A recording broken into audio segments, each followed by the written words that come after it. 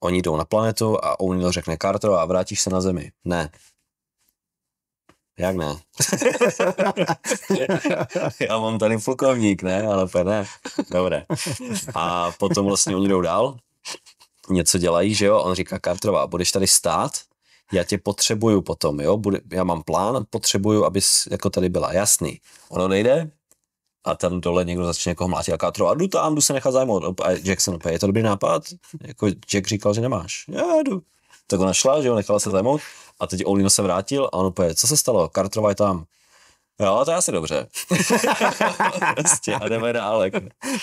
Víš co, oni vždycky celou sérii ti říkají, nebo celou tu epizodu vždycky říkají něco jako, že neuposlechnutí, prostě bude to hrozně zlé, to je vojenský soud a všichni úplně ne, půjdeme k soudu, víš co. A pak skončí ta epizoda, přijde ten generál a řekne úplně